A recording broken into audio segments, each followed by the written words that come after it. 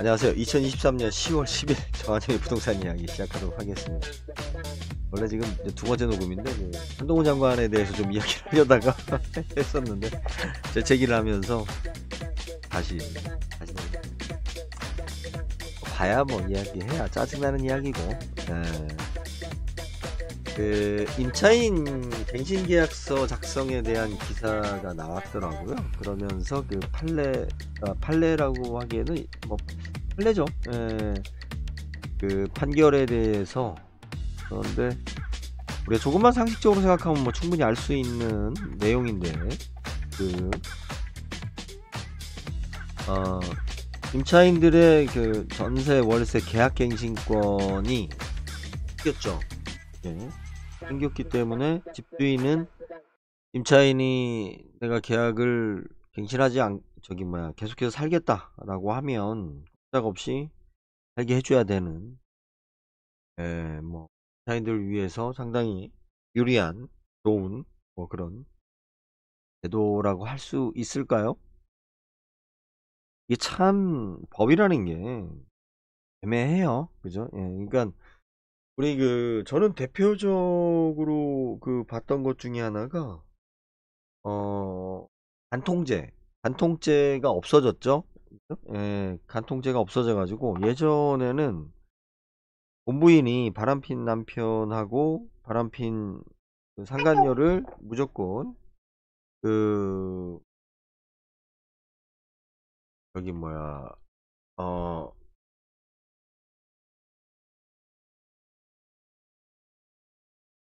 다시 시작하겠습니다. 확인 좀 하느라고. 가만히 있어보자. 어디까지 이야기했더라. 그러니까 우리가 간통죄가 과거에는 배우자가 여자분들이 일방적으로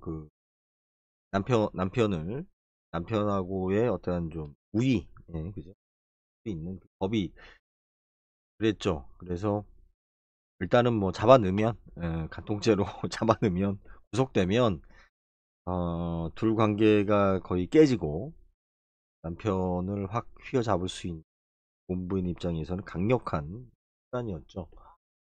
물론 뭐 여자가 간통하는 경우도 뭐 남자 입장에서는 마찬가지였지만 사실은 이거 좀 달라요. 그러니까 여자가 간통하게 되면 남자들 입장에서는 구속시키는 게 사실은 별 의미가 없어요. 이게 어차피 뭐 그러면 이제 완전히 뭐 끝나는 거니까. 그래서 굉장히, 그리고 또 아이들 같은 경우는 또 여성이 또 보호를 해야 되는 입장이라서 이 간통죄가 과거에는 여성들한테 굉장히 유리한 법 제도였다고 저는 개인적으로 생각을 합니다. 그런데 이게 2000년도 들어와서 이제 많이 의식이 바뀌면서 여성들이 이제 경제적으로 남편한테 구속되지 않으면서, 그죠? 또 여성들의 물론 이제 확률상 반반이라고는 하지만 대개 보면 남자들의 바람은 미혼녀하고의 바람이 많고 여성들의 바람이 그죠, 유부남하고 많다고 할 수도 없죠. 요즘은 또 연하가 많아져서 뭐 이거는 좀 약간 애매한데, 어찌됐든 간통죄가 저는 없어지는 데 있어서 여성 단체에서 반대하지 않은 이유 중에 하나가 의식 변화, 여성들이 이제 직업을 가지고 사회생활을 정상적으로 하는 사람들이 많아지면서, 사회활동을 하는 사람들이 많아지면서 서로 좋아서 뭐 한 건데 이게 왜 형사가 되냐라는, 그러니까 남성이나 여성이나 이제 둘 다 이제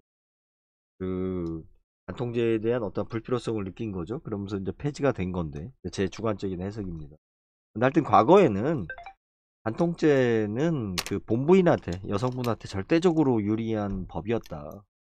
근데 이제 우리 지금 임차인을 위한 주택임대차 보호법이 이게 이제 특별법식이란 말이에요. 그러니까 다른 어떤 민법적인 사적인 계약보다 우선한단 말이에요.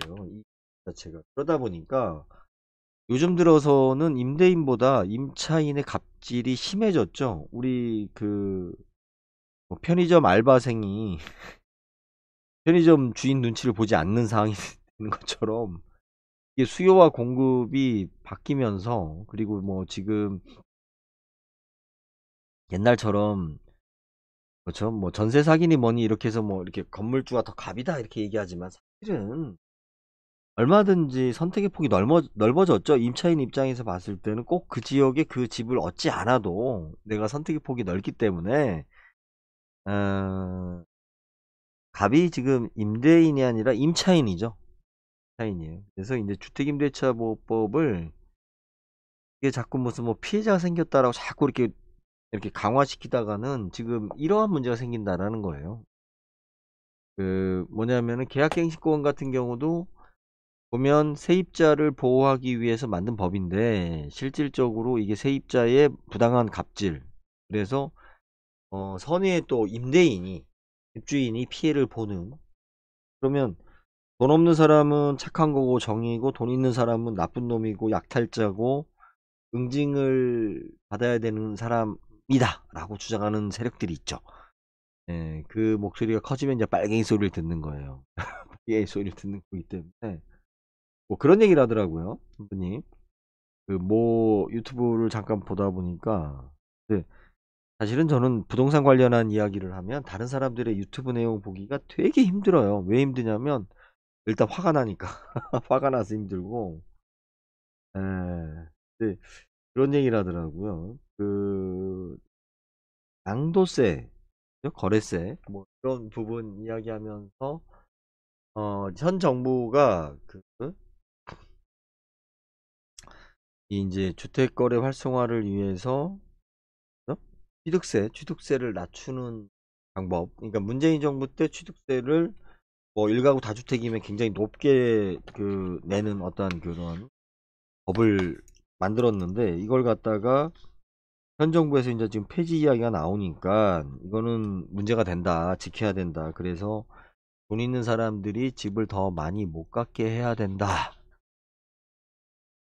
돈 있는 사람들이 집을 더 많이 못 갖게 하면 돈 없는 사람이 집을 가질 수 있나요?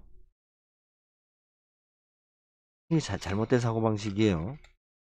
제가 이건 뭐 추후에도 계속 이야기를 했지만, 민주당이 갖고 있는, 그리고 이쪽 진보 세력이라고 라고 떠드는 거지들, 분명히 말씀드리지만 가난한 사람들은 진보 세력이 될 수가 없어요. 그런데 지금 민주당이 그루밍을 시킨 거예요. 이게 지금 386 세대들이. 그러니까 본인들이 그루밍 시킬 때 착각하는 게 뭐냐면 선한 행동을 하고 있다라고 생각을 해요. 선한 행동을. 우리가 취득세가 올라간다는 얘기는 뭐예요? 집을 사기 어려워진다라는 얘기에 그만큼 더, 그죠? 부자든 가난한 사람이든, 내가 세금을 더 낸다라는 거예요. 집값이 더 올라간다라는 거예요. 그것이 공정한 건가요? 결국은 집값에 차지하는 대부분이, 지금 여러분들이 집을 못 사는 이유 중에 하나가 집값이 비싸다. 그건 아니에요. 그건 아니에요. 건축비가 올라간다. 이것도 아니에요. 인건비도 아니에요. 왜 그러냐면, 자, 건축비와 인건비가 들어가서 A라는 물건을 만들었어요. 부동산을. 자, 이거는 현물이죠. 그대로 존재하고 있죠. 안 없어지죠. 그 가치가 있죠.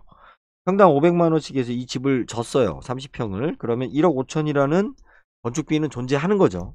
그죠? 이거 바로 없어지지 않잖아요. 네? 어디에서 문제가 되냐면 집을 짓는 과정에서 이자가 발생을 해요. 1년, 2년, 3년이라는, 특히 아파트 같은 경우는 이자 리스크가 굉장히 큰 거예요. 그래서 기업 입장에서 봤을 때는 현재 가격으로 분양했다가는 작살나는 거예요. 이거 이자 때문에. 그리고 또 하나 뭐냐? 세금이요, 세금. 이 세금과 이자가 원가에 삽입이 된단 말이에요. 제가. 네? 웃기는 상황인 거예요. 건축 자재를 가지고 건축비가 비싸고 인건비가 비싸서 더 비싸게 만들었어도 상관이 없어요. 왜? 비싸게 만드는 대로 그 가치는 존재하니까. 즉, 당신이 1억 5천이 있어요. 1억 5천이 있던 빚이던, 그죠? 내가 1억 5천 주고 사면 그 가치가 그대로 있어요. 그대로 있는데 거품이 어디서 빠지냐? 세금하고 이자예요. 이거는 왔다리 갔다리 한단 말이에요. 그죠? 세금하고 이자가 안정적이고 가격폭이 적으면 리스크가 줄어드는 거예요. 부동산 같은 경우는. 왜? 그 현물이 계속 존재하니까. 물론 영원히 존재할 수는 없지만 계속 장기간 존재하기 때문에 가치가 없어지지 않아요. 내가 10억 주고 사들던 20억 주고 살던, 그죠? 그 가치가 존재하잖아. 빚이 있어도 존재하잖아요. 현대자동차도 빚이 있고 삼성전자는 빚이 없나? 모르겠지만 예? 그죠? 많은 기업들이 어마어마한 부채를 껴안고 있어도 상관없어요. 왜? 이익이 나고 또 그것을, 그 가치를, 존재를 가지고 있기 때문에 나중에 뭐 기업 M&A라든 뭐라든 그 가치를 내가 인정받아서 빚과 상기하면 되죠. 그죠? 문제는 여러분들 꼭 기억하세요.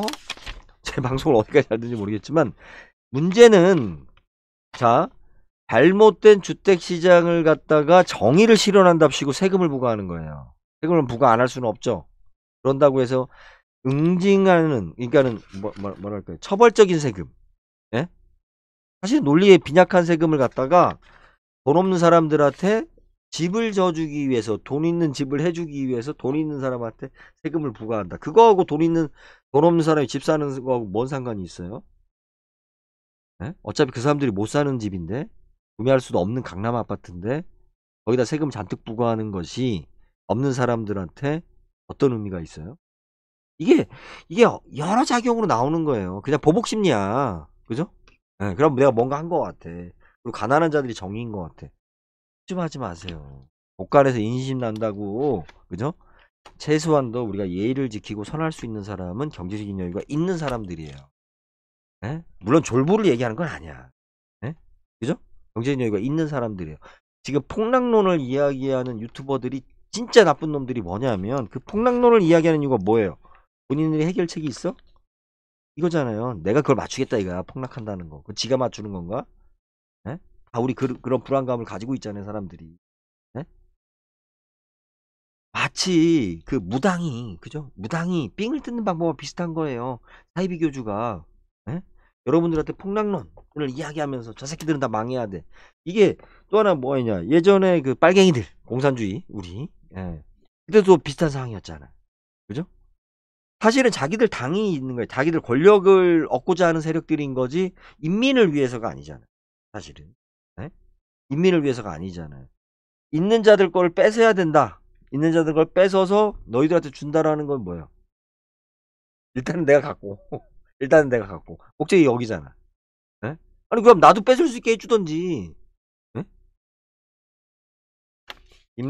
주택임대차 보호법이 가지는 문제가 뭐냐면, 지금 지방 같은 경우는 여기에 대한 피해를 굉장히 많이 보고 있고요. 그리고 이 주택임대차 보호법 때문에 사실은 진짜 그 우리 집 한 채 갖고 있는 분들이 임대 시장에서 제대로 이익 실현을 못 해요. 굉장히 많은 손해들을 보고 있고, 가장 큰 문제가 금리. 네, 금리에서 또 금융상품권 대출에서 굉장한 불리한 상황에, 예, 빠지게 되고 있어요. 그런데 이제 기준이 뭐냐면, 집 없는 사람들은 보호해도 집 있는 사람은 보호하지 않는다. 집이 있어도 부자예요? 집 있는 사람이 더 많다니까. 대부분 사람들은 집이 있어요. 그런데 우린 부자가 아니에요. 실질적으로 은근히 살아가요. 네? 그런데 집 없는 사람들을 위한답시고, 그죠? 우리들한테 땅 세금으로 뜯어가는 거예요. 네? 그 논리를 만드는 거예요. 네. 나한테 임대차 보호법이, 참, 뭐 그런 얘기를 했는데 참, 뭐 짤막짤막으로 한 컷 더 가죠, 뭐. 여기까지 하겠습니다. 감사합니다.